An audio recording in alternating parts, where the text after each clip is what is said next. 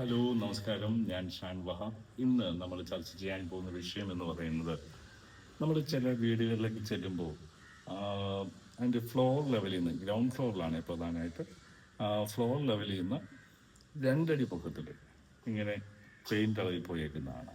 അതുപോലെ തന്നെ ഫ്ലോർ ലെവലിൽ നിന്ന് ഈ 2 അടി പൊക്കത്തിന് പൂപ്പൽ പോലെ, വെള്ളപ്പൊടി പോലെ ഒക്കെ ഇങ്ങനെ പെയിന്റ് പൊട്ടി ഇളകി പോകുന്നതാണ്, ഇല്ലേ? ഇങ്ങനൊരു പ്രശ്നം നമ്മുടെ കേരളത്തിലെ ഒട്ടുമിക്ക വീടുകളിലും ഉണ്ട്. ഇതെന്താണ് എന്നുള്ളതാണ്. ഇതിനെക്കുറിച്ച് പലരും പല അഭിപ്രായങ്ങളാണ് പറയുന്നത്. ചിലർ പറയും നമ്മുടെ പൂശാൻ ഉപയോഗിച്ച പൊടിയിൽ അല്ലെങ്കിൽ പീ സാൻഡിൽ ഉപ്പിൻ്റെ അംശമുള്ളതുകൊണ്ടാണെന്ന് പറയും. ചിലർ പറയും ഇത് പെയിന്റ് ശരിയില്ല എന്ന് പറഞ്ഞ് ഞാൻ കണ്ടിട്ടുണ്ട്. അങ്ങനെ പലരും പല അഭിപ്രായങ്ങൾ വെച്ചാൽ ഇത് പറയും ഇത് ചുരണ്ടിയിട്ട് വീണ്ടും പെയിന്റ് അടിച്ചാൽ മതി, ശരിയാവുമെന്ന് പറയും. ഇതങ്ങനെ ഒന്നും ശരിയാവത്തില്ല. ഇതിനെ കാപ്പിലറി ആക്ഷൻ എന്നാണ് പറയപ്പെടുന്നത്.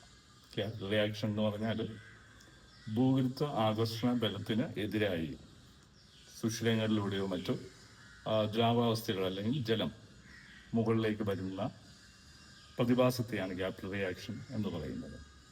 കൂടുതൽ വിശദമായിട്ട് പറഞ്ഞാൽ നമ്മുടെ പ്ലിന്ത് ഏരിയ അല്ലെങ്കിൽ നമ്മുടെ ബേസ്മെന്റ് ഏരിയ, ഈ ബേസ്മെന്റ് ഏരിയയിൽ അടിയിലുള്ള മണ്ണുള്ള ഭാഗത്ത് ഉള്ള ജലാംശം മുകളിലേക്ക് വന്ന് മേളിൽ ഇപ്പോൾ കോൺക്രീറ്റ് ആണെങ്കിൽ കോൺക്രീറ്റ് പതലത്തിലൂടെ, കോൺക്രീറ്റിൻ്റെ അകത്തുള്ള സുഷിരങ്ങളിലൂടെ, അതല്ല മറ്റ് ഇഷ്ടികകളാണെങ്കിൽ ഇഷ്ടികയ്ക്കകത്തൂടെയുള്ള സുഷിരങ്ങളിലൂടെ മുകളിലേക്ക് വന്ന് മുകളിലേക്ക് വരുന്ന വെള്ളം ആ സുഷിരങ്ങളിലൂടെ മുകളിലേക്ക് വന്നുണ്ടാകുന്ന ആ പ്രതിഭാസമാണ്. വെള്ളം സ്വാഭാവികമായിട്ട് പുറത്ത് ഇങ്ങനെ മുകളിലേക്ക് വരുമ്പോൾ അതിന് പുറത്തു പോകണം. അപ്പോൾ പുറത്തു പോകാനായിട്ട് ഇത് ഭിത്തിയിൽ പിടിക്കുകയും നമ്മുടെ പെയിന്റ് ഉൾപ്പെടെയുള്ള പാളികൾ പൊട്ടിച്ച് പുറത്തേക്ക് പോവുകയും ചെയ്യും. ഈ ഒരു പ്രതിഭാസമാണ് നമ്മൾ കണ്ടുവരുന്ന കാപ്പിലറി ആക്ഷൻ.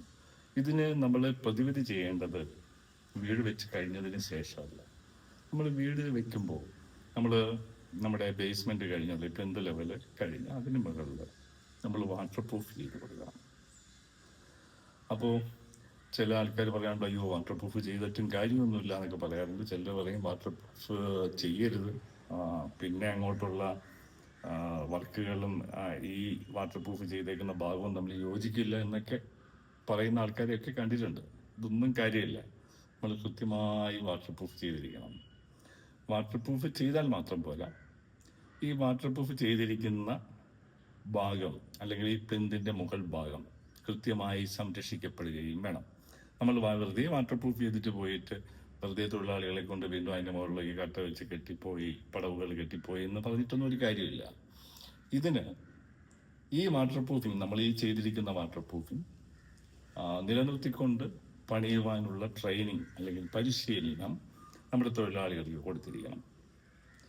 അപ്പോൾ അവർക്കത് എങ്ങനെ ബ്രേക്ക് ആവാതെ, ഈ വാട്ടർ പ്രൂഫിങ് ബ്രേക്കിംഗ് ചെയ്യാതെ ഏത് രീതിയിൽ പടവുകൾ കെട്ടി അല്ലെങ്കിൽ കല്ലുകൾ കെട്ടി മുകളിലേക്ക് പോകാം എന്നുള്ളതിനെ കുറിച്ചൊരു ധാരണ ഉണ്ടാവും. ആ ധാരണയിൽ അല്ലെങ്കിൽ ആ രീതിയിൽ കൃത്യമായി സിസ്റ്റമാറ്റിക്കായി ചെയ്തു പോയാൽ നമുക്ക് ഒരു പരിധിവരെ ഈ പ്രശ്നം തടയാം. നമ്മൾ വീട് വെച്ചതിന് ശേഷമാണ് ഇത്തരം പ്രശ്നങ്ങൾ വന്നാൽ ഇത് തടയാൻ വളരെ പാടാണ്. ഇത് മെത്തേഡുണ്ട്, പക്ഷെ അത് 100% വിജയകരമാണെന്ന് പറയാൻ പറ്റില്ല. നമ്മൾ വീടിൻ്റെ ചുവരെവിടെയൊക്കെ വരുന്നു ആ ഭാഗങ്ങളെല്ലാം നമ്മൾ ഡ്രില്ല് ചെയ്ത് അതിനകത്തേക്ക് വാട്ടർ പ്രൂഫ് ഫില്ല് ചെയ്യണം. ആ നടപടി ഒരിക്കലും നമുക്ക് കണ്ണുകൾ കൊണ്ട് അകത്ത് ഫില്ലാവുന്നുണ്ടോ, ഭിത്തി മൊത്തവും വെള്ളം മുകളിലേക്ക് വരാത്ത രീതിയിൽ ഫില്ലാവുന്നുണ്ടോ എന്നൊക്കെ കണ്ട് മനസ്സിലാക്കാൻ നമുക്ക് കഴിയാത്തത് കൊണ്ട് നമ്മളൊരു ഉദ്ദേശ ധാരണയിലേ ചെയ്യാൻ പറ്റൂ. ആ ധാരണ പ്രകാരം അത് വിജയകരമാവണമെന്നുമില്ല. നമ്മൾ ഇങ്ങനെ ചെയ്തു കഴിഞ്ഞാൽ, നമ്മൾ വാട്ടർ പ്രൂഫിങ് ചെയ്തിട്ടാണ് വീട് ചെയ്യുന്നത് എങ്കിൽ, ഈ വേറൊരു കാര്യം കൂടെ പറയാൻ കേട്ടോ, ഇപ്പൊ ഈ പറയുന്ന പ്ലിന്ത് ലെവൽ വാട്ടർ പ്രൂഫിങ് പൂർണ്ണ വിജയമാണെന്ന് ഒരു കമ്പനിയും അവകാശപ്പെടുന്നില്ല. പക്ഷേ നമ്മൾ വാട്ടർ പ്രൂഫിങ് ചെയ്തിട്ടാണ് ചെയ്യുന്നതെങ്കിൽ നമ്മുടെ ബൈ മിസ്റ്റേക്ക് എന്തെങ്കിലും തെറ്റുകളില്ലാത്ത ആരുമില്ലല്ലോ. നമ്മൾ വീടുകൾ വെച്ച് വരുമ്പോൾ എന്തെങ്കിലുമൊക്കെ നമ്മൾ കാണാത്ത പ്രശ്നങ്ങൾ കൊണ്ട് ഈ വാട്ടർ പ്രൂഫിങ് അഥവാ ഇളകിപ്പോയി ചെറിയ പ്രശ്നങ്ങളൊക്കെ വന്നാൽ, അതും എല്ലായിടത്തും വരത്തില്ല, അത്തരം പ്രശ്നങ്ങളുള്ള ഏരിയകളിൽ മാത്രം ചിലപ്പോൾ 1-2 സ്ഥലങ്ങളിൽ ചിലപ്പോൾ പ്രശ്നങ്ങൾ ഉണ്ടായാലും അത് നമുക്ക് വാട്ടർ പ്രൂഫിങ് ഫില്ല് ചെയ്ത് പരിഹരിക്കാൻ പറ്റുന്നതേ ഉള്ളൂ. അപ്പോൾ മസ്റ്റായിട്ട് നമ്മൾ വീട് വയ്ക്കുന്നതിന് മുമ്പ് പ്ലിന്ത് വാട്ടർ പ്രൂഫ് ചെയ്തിരിക്കണം. അത് മസ്റ്റാണ്.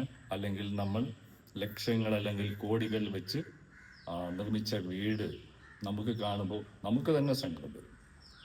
അത്രയും ഫിനിഷിങ്ങിൽ നമ്മൾ ചെയ്തുകൊണ്ട് വരുമ്പോൾ ഒരു 6 മാസമൊന്നും പോണ്ട, 1 മാസം, ചിലയിടത്ത് 6 മാസം ഈ ലെവലിൽ ഇങ്ങനെ പെയിന്റ് പൊള്ളി ഇളവുന്ന കാണാം. ഇത്തരം പ്രശ്നങ്ങൾ, ഈ കാപ്പിലറി ആക്ഷൻ മൂലമുള്ള ഇത്തരം പ്രശ്നങ്ങൾ ഒഴിവാക്കാൻ എല്ലാവരും കൃത്യമായി വാട്ടർ പ്രൂഫിംഗ് ചെയ്തിരിക്കണം. അതുപോലെ നിങ്ങളുടെ വർക്ക് ചെയ്യുന്ന തൊഴിലാളികൾക്ക് ഇതിനെക്കുറിച്ച് ഈ വാട്ടർ പ്രൂഫിംഗ് ഇളകിപ്പോകാത്ത രീതിയിൽ വർക്ക് ചെയ്തു വരാനുള്ള പരിശീലനവും കൃത്യമായി നൽകിയിരിക്കണം. അങ്ങനെ ഈ പ്രശ്നം കൃത്യമായി നിങ്ങൾക്ക് പരിഹരിക്കാൻ പറ്റും. മറ്റൊരു വിഷയവുമായി നമുക്ക് വീണ്ടും കാണാം. നന്ദി, നമസ്കാരം.